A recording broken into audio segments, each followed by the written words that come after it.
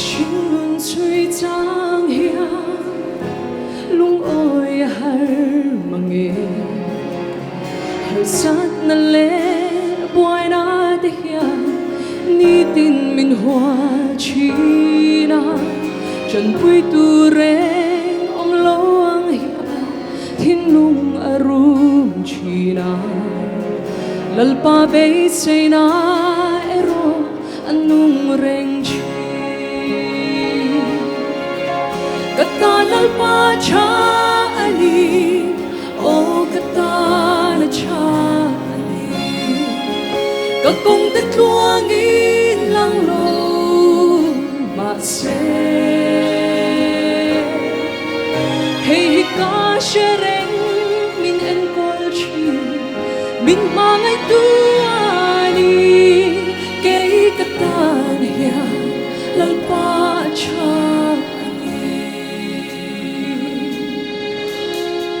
lâm hoi nang ai tu i hoi san ngai lo ba mu tir chi i ngai sak zia i ti sak an soi chi ei be sei tu re nei lo hi lal pa i lam ka hoi nang ma chau ani kan be sei mei eng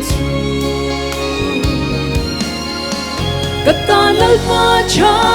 ani o kata na cha ani ka kong te tuang in lang lo ma se hey hi ka shereng min en kol chi min mangai tu ani ke kata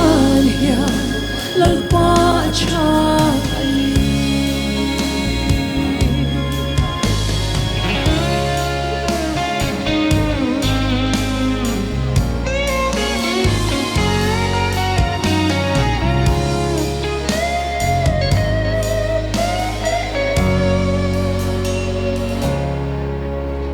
nang malam chan tu te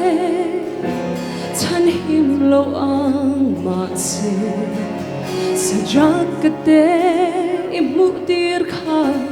i chen sin na an sang kay po lal pa hey ka tu ber i ke bula hi chu chu lu hianin kay zong ka ring chi kata lalpa cha ani o kata na cha ani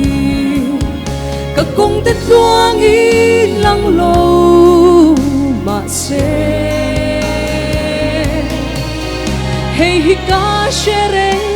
min en kol chi min mangai tu ani ke kata ya lalpa cha kata lalpa cha ani o kata na cha ani ka kong te tuang in lang lo ma se hey hi ka shereng min en kol chi min mangai tu ani ke kata ya lalpa cha ani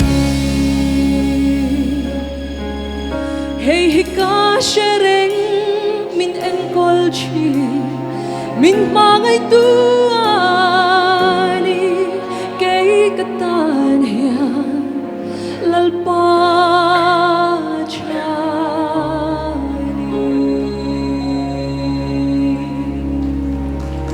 Hallelujah lalpa sa pag-inag